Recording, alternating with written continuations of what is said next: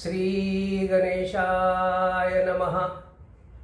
श्री सरस्वती नमः।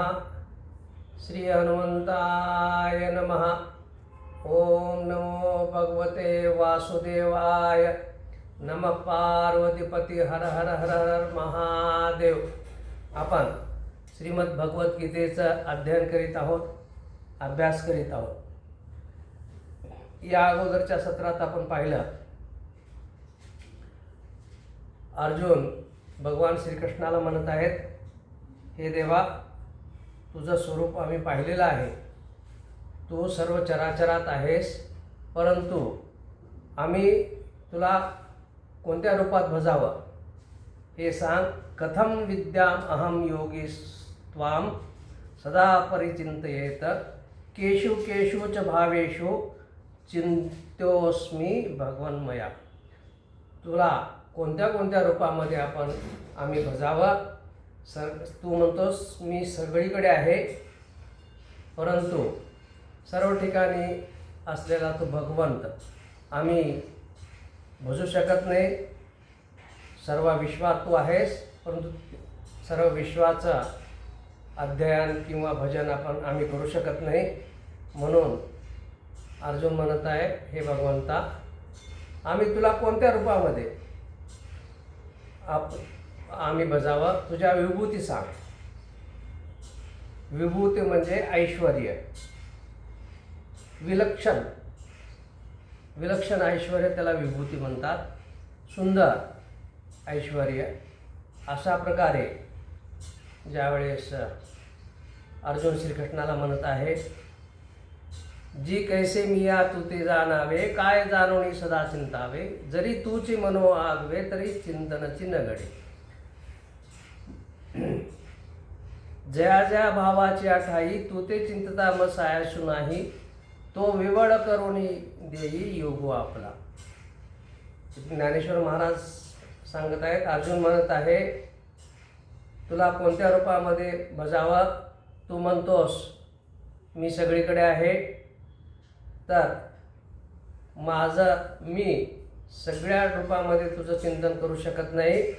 कोणत्या कोणत्या रूपामध्ये तुझं चिंतन करावं, असं ज्या ज्या भावाच्या ठाई तू ते चिंतता मग सायशु। ज्या ज्या भावामध्ये, ज्या ज्या रूपामध्ये मी भजावं, त्यावेळेस मला कष्ट पडू नये, ते चिंतन माझं सायास व्हावं, म्हणजे सोपं व्हावं, अवघड होऊ नये।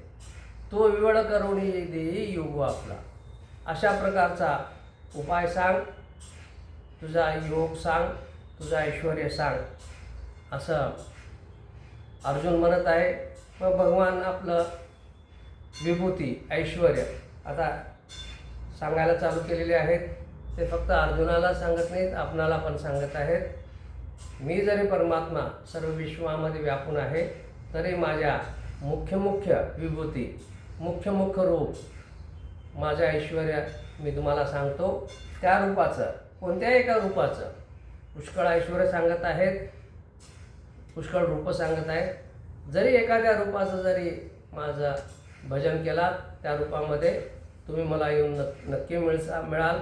अशा प्रकारे आम्ही श्रीकृष्ण महाराज देत आहेत। हंत ते कथयिष्यामि दिव्या ह्यात्मविभूतियाः प्रधान्यता कुरु श्रेष्ठ नास्त्यंतो विस्तरस्य मे। ठीक आहे म्हणाले भगवान, काय म्हणाले, ठीक आहे, मी सांगतो, माझ्या दिव्य विभूती तुला सांगतो। पुष्कळ विभूती आहेत, परंतु हे अर्जुना, प्रधान म्हणजे मुख्य विभूती सांगतो। माझ्या विभूतीला अंत नाही, विस्ताराला, ऐश्वर्याला अंत नाही, परंतु मुख्य माझ्या विभूती तुला सांगतो। भगवंताच्या ऐश्वर्याला अंत नाही। ब्रह्मांडात भगवान किती पसरला आहे हे स्वतः भगवंतालाच माहिती। अशा प्रकारे आता ज्ञानेश्वर महाराज एक दृष्टांत देऊन सांगतात, समजावून सांगतात की भगवंत जो आहे तो कोणत्या रूपात आहे आणि किती आहे। आता ज्ञानेश्वर महाराज एक दृष्टांत देतात, ते काय म्हणतात बघा। तरी तुवा पुसल्या विभूती त्याचे अपारपण सुभद्रापती ज्या माझ्याची परी माझे मती आकळती ना. हे सुभद्रापती, हे अर्जुना, तू माझ्या विभूती विचारलास, मी सांगतो. माझ्या विभूती किती आहेत हे माझं मलाच माहीत नाही. अशा प्रकारची गुह्य गोष्ट सांगत आहे. मी किती पसरलो आहे, किती मोठा आहे, माझ्या विभूती किती आहेत हे माझं मलाच माहीत नाही. कसं अंगाची या रोमा किती जयाची या तयासी न गणवती तैसिया माझ्या विभूती असंख्य मज. आता इथे एक दृष्टांत देऊन सांगत आहेत. आपल्या अंगावरती केस आहेत, सगळीकडे केस आहेत. हे आपलेच केस आहेत, हे दुसऱ्याचे नाही.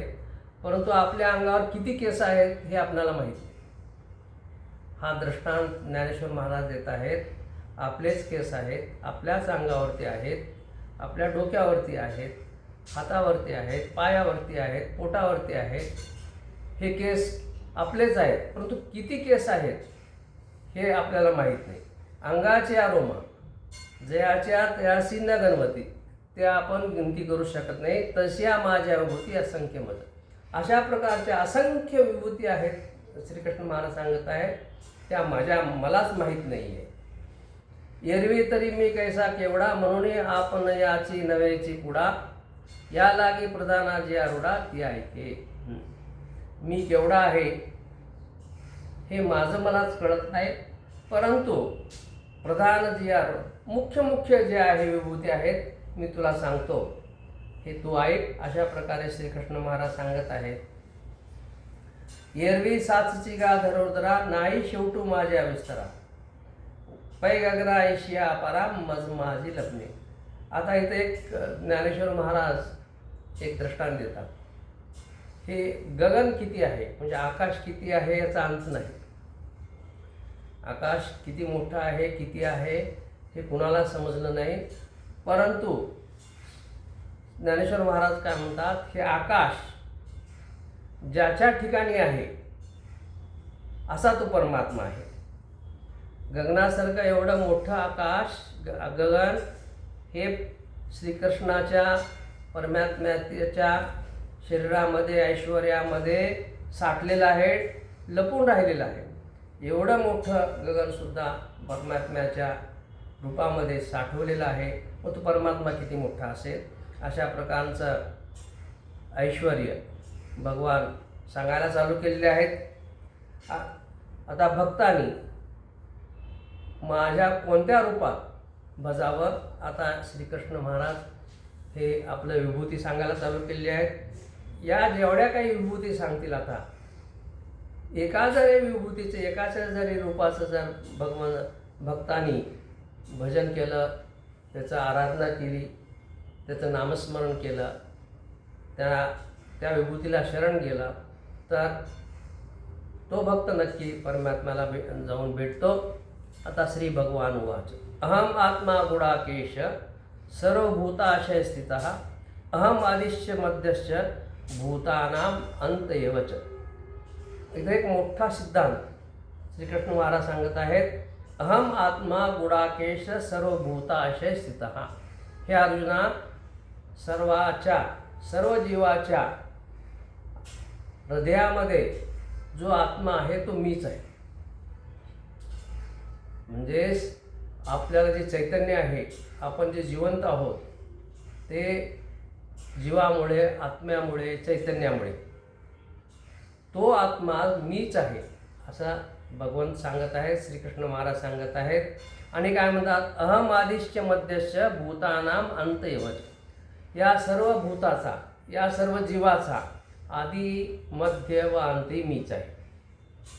आता इथं भगवंत प्रथम विभूती म्हणजे पहिलं रूप हे सांगत आहेत. पहिलं रूप काय सांगत आहेत, मी आत्मा आहे. ही फार महत्त्वाची गोष्ट आहे. परंतु आत्मा जो आहे निराकार निर्विकार आहे, तो लवकर समजत नाही.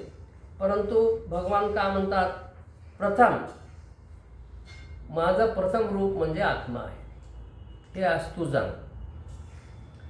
आतुलीकडे मीची याची अंतकरणी भूता बाहेरी माझीच गवसनी आधी मी निर्वाणी मध्ये मीच. आता भगवान सांगत आहेत, ह्या देहाच्या मध्ये मी आहे, देहाच्या बाहेर पण मीच आहे. या देहाचा आधी मी आहे, मध्य मी आहे आणि शेवटी मीच आहे. जैसे मेघा या तळीनवरी, जैसे मेघा या तळीवरी, एक आकाशाची आत बाहेरी आणि आकाशाची झाले अवधारी असणे आकाश. आता हे जे ढग आहेत पहा, ते ढग कुठं असतात? आकाशात आहेत. मग ढगाच्या बाहेर आकाश आहे, ढगामध्ये सुद्धा आकाश आहे. आणि हे ढग कुठं उत्पन्न होतात? आकाशातच उत्पन्न होतात. आणि त्याचा लय कुठं होतो? आकाशातच होतो. म्हणजे ढगाच्या आत, ढगाच्या बाहेर जसं आकाशच आहे, आणि ढग ज्यातून निर्माण होतात आणि त्यातच मिसळतात असं आकाश आहे. तशा प्रकारे मी या सर्व भूताच्या आतमध्ये मीच आहे, बाहेरही मीच आहे. त्याचा आधी मी आहे, अंत मी आहे, मध्य पण मीच आहे. आता आणखीन काय सांगतात बघा. पाठी लया जे वेळी जाते, ते वेळी आकाशे शिवून छाती, तेवी आधी स्थिती गती भूताशी मी. आता सांगितल्याप्रमाणे हे जे ढग आहेत हे आकाशातच विरून जातात, आकाशात निर्माण होतात, आकाशातच विरून जातात.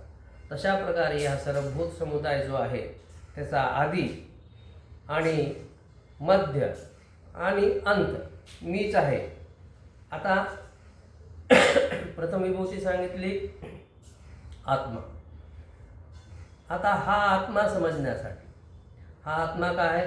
निराकार आहे, निर्विकार आहे. परंतु या आत्म्याची पूजा होऊ शकत नाही. सर्वसाधारण मनुष्याला आत्मा कळत नाही.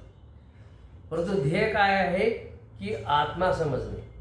आपल्या शरीरामध्ये जो आत्मा आहे, जीव आहे, मी जो म्हणतो आपण तो आहे, तो समजणं कठीण आहे. तो आपल्या शरीरातच आहे, परंतु सर्वसाधारण मनुष्याला ते कळणं कठीण आहे. ते समजण्यासाठी, ते समजावून सांगण्यासाठी, ते कसं समजून घ्यावं यासाठी मग भगवंत आपल्या साकार रूपातल्या विभूती सांगायला चालू केली आहे. म्हणजे निराकार निर्गुण निराकार परमात्मा समजण्यासाठी अगोदर साकार रूप जे आहे ते समजून घ्यायला पाहिजे. जोपर्यंत भगवंताचं साकार रूप, सगुण साकार रूप समजत नाही, तोपर्यंत भगवंताचं निर्गुण निराकार रूप समजत नाही. आता भगवंत श्रीकृष्ण महाराज आपल्या साकार विभूती सांगायला चालू केले आहेत. ते काय म्हणतात? आदित्यानाम अहम विष्णू. आता 2-4 मी वाचतो, नंतर त्याचा विस्तार करू. आदित्यानाम अहम विष्णू म्हणजे आदितीचे पुत्र जे आहेत, तिच्यामध्ये आदितीचे 12 पुत्र आहेत असं शास्त्रामध्ये सांगितलेलं आहे. भागवतामध्ये त्याचा उल्लेख आहे. त्या 12 पुत्रामध्ये मी विष्णू आहे. ज्योतिषाम रवी अंशुमान, तेजस्वी. ज्योतिष म्हणजे तेजस्वी. तेजस्व्यामध्ये मी किरणयुक्त सूर्य आहे. आपण जो सूर्य पाहतो ते माझंच रूप आहे. नक्षत्रान अहम शशी. नक्षत्रामध्ये आपण 27 नक्षत्र आहेत, त्या सर्व नक्षत्रामध्ये मी शशी म्हणजे चंद्र आहे. आणि मरेची मरुताम अस्मी. मरुद्गण म्हणजे वायू. 49 वायू आहेत असं आपलं शास्त्र सांगतं. ह्या सर्व 49 शास्त्राचा 49 वायूचा शोध आताच्या विज्ञानाला लागलेला नाही. 49 समजले नाही, काही समजले 35-40 असं काहीतरी आहे. एक्झॅक्ट फिगर मलाही माहीत नाही. परंतु 49 वायू जे आहेत त्याला मरुद्गण म्हणतात. त्या 49 वायूमध्ये मी मरीची नामाचा वायू आहे. अशा प्रकारे भगवंत आपलं ऐश्वर्य सांगायला चालू केलेले आहेत. आता ह्या ऐश्वर्याचं थोडं विस्तारानं आपण वर्णन करू. पुष्कळ याच्यावरती बोलता येईल, आत्म्यावरती तर कित्येक तास बोलता येईल, परंतु आपण थोडक्यात या आत्म्याबद्दल सांगू. अहम आत्मा गुडाकेश सर्वभूताशय स्थिता. हा आत्मा आहे. या शरीरामध्ये जो आत्मा आहे तो मीच आहे. आता जेवढे काही अध्यात्मामध्ये आहेत, परमार्थामध्ये जे आहेत, सर्व हा आत्मा समजण्यासाठी सर्व शास्त्र, पुराण, ग्रंथ हे सर्व जे आहेत ते फक्त आत्म्याला समजून घेण्यासाठी आहे. अध्यात्म तिच्यासाठीच करायचं. आपण जे पूजा अर्चा करतो, देवदेव करतो म्हणा, जप तप तीर्थाटन जे काही करतो आपण सनातनी लोक, ते कशासाठी? की हा आत्मा समजून घेण्यासाठी. हा आत्मा लवकर समजत नाही, म्हणून भगवंताच्या साकार रूपाचं आपण अगोदर भजन करायला पाहिजे. म्हणजे परमात्मा समजायला, आत्मा समजायला, परमात्मा समजायला जास्त वेळ लागत नाही. एक वेळेस हे बाहेरील जितके पण साकार रूपचं भजन केलं, मग हळूहळू निर्गुण निराकार आत्मा समजतो आणि आत्मा समजला की परमात्मा समजतो. हा सर्व जो खटाटोप आहे अध्यात्मामध्ये, तो कशासाठी आहे? आत्मा समजून घेण्यासाठी आणि परमात्मा समजून घेण्यासाठी. हे ज्ञानेश्वरी आपण वाचतो, याचा अभ्यास करतो, मोठमोठे ग्रंथ वाचतो. हे कशासाठी? हे फक्त आणि फक्त आत्मा समजून घेण्यासाठी. आणि एक वेळेस आत्मा समजला की परमात्मा समजतो. एक रमण महर्षी होऊन गेले, त्यांनी आयुष्यभर एकच केलं. त्यांनी काय केले? मी कोण आहे,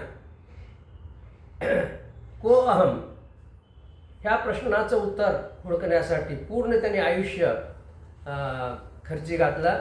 अहम कोण, मी कोण आहे, को अहम. म्हणजे हा आत्मा समजणं फार कठीण आहे. एक वेळेस भगवंताचं साकार रूप समजेल, आपला पांडुरंग समजेल, विठोबा समजेल पंढरपूरचा, किंवा आपल्या गावातला मारुती एका वेळेस समजेल. परंतु हा आत्मा समजणं फार कठीण आहे. परंतु हे समजून घेण्यासाठी, आत्मा समजून घेण्यासाठी भगवंताच्या साकार रूपाचं आपण पूजा केली पाहिजे, भजन केलं पाहिजे, कीर्तन केलं पाहिजे, नामस्मरण केलं. आता एक एक रूप आहे, तिच्यावरती आपण आता थोडा विस्ताराने करू, जास्त विस्ताराने नाही. एक एक रूपाचं वर्णन आपण करत जाऊ. हे आता पुढच्या सत्रात पाहू. हे सत्र इथेच थांबवतो. ओम नमः शिवाय. नमः पार्वतीपते हर हर हर महादेव. ओम शांती शांती शांती.